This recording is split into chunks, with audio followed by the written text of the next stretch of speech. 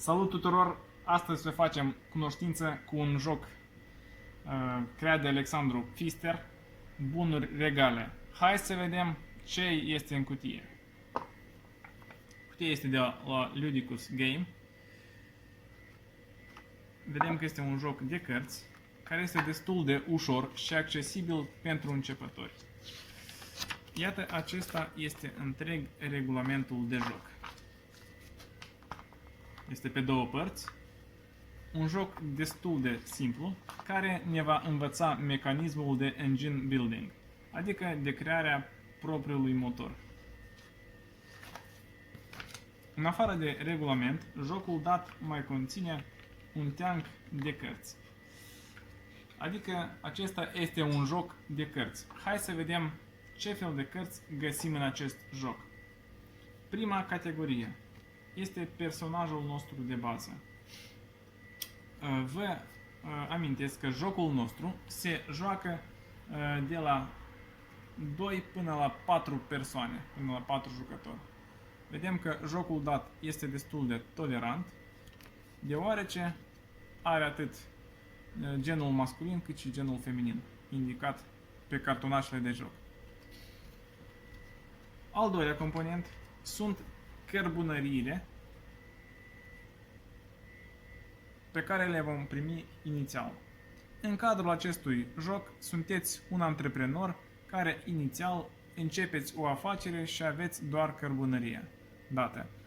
Și respectiv din resurse puteți face cărbuni. Acum vă explic mecanismul de joc. Inițial moșteniți o cărbunărie și dispuneți de un personaj. Iată personajul și iată cărbunăria.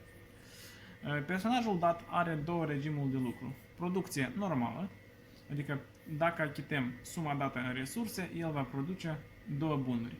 Și respectiv producție cu reducere. Achităm cu un resurs mai puțin și producem doar un bun, în loc de două bunuri.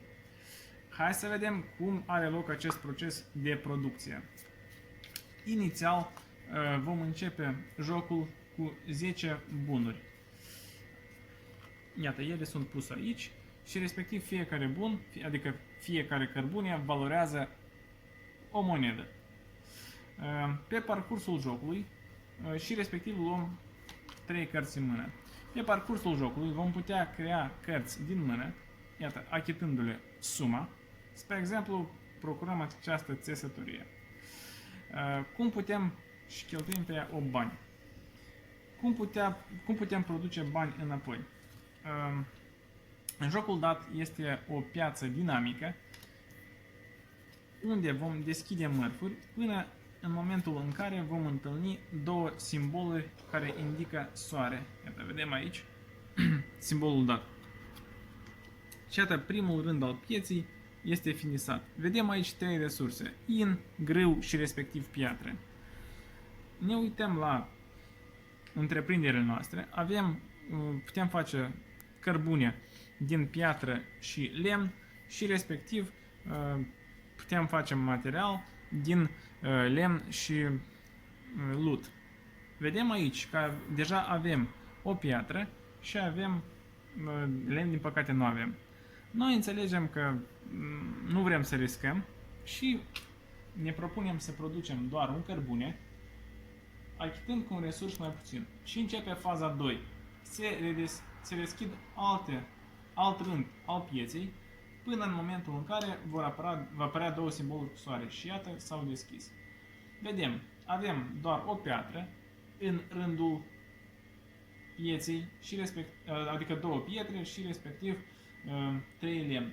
Respectiv producem bunul. Luăm din teancul de cărți și îl producem aici. Plus asta putem da din mână, juca lemn, iată vedem două lemne, pentru că automat să-l facem încă în bunuri. Și pe parcurs vom construi iarăși multe case. Atunci când cineva construiește 8 clădiri, se mai joacă o tură și respectiv cel care are cele mai multe puncte acumulate, acela a câștigat. Vedem, punctele sunt indicate în partea dreaptă de sus. Iată, 3 puncte, 4 puncte. Iată, vedem, punctele sunt aici.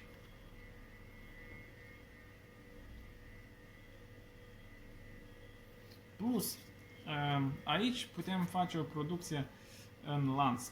Spre exemplu, aici, din 11 resurse de pe piață, putem face o sticlă. Sticla costă 4 bani, iar din lemn plus sticlă putem face ferestre, care sunt deja mai scumpe. Și așa combinații sunt foarte multe. Spre exemplu, din grâu putem face făină, din făină putem face mai departe pâine, din pâine alt produs și așa mai departe. Acum o să încerc, iată spre exemplu aici. Iată, din grâu putem să facem vaci. Iată, vacile le putem tăia pentru piele, care mai târziu ne vor prinde bine pentru a face haine. Acum o să vă încerc să vă arăt, dacă găsesc. Iată, din piele putem face încălțăminte, care costă 8. Astfel, producând în lanț, putem lansa un mecanism mare de producere. Însă, este o problemă. Spre exemplu, avem mai multe uzine. Noi putem să ne punem muncitorul doar la una din ele. Pentru a produce mai mult, noi vom putea să ne procurăm unul din acești ajutori. Achitându-i prețul, iată este indicat aici, în mediu ei costă de la 2 până la 6 monede, dar fiecare muncitor are o anumită cerință. Spre exemplu, acesta cere ca să avem deja construită o casă neagră și două galbene, două galbene. Și acum vă arăt exemplu de casă neagră. Și iată una neagră.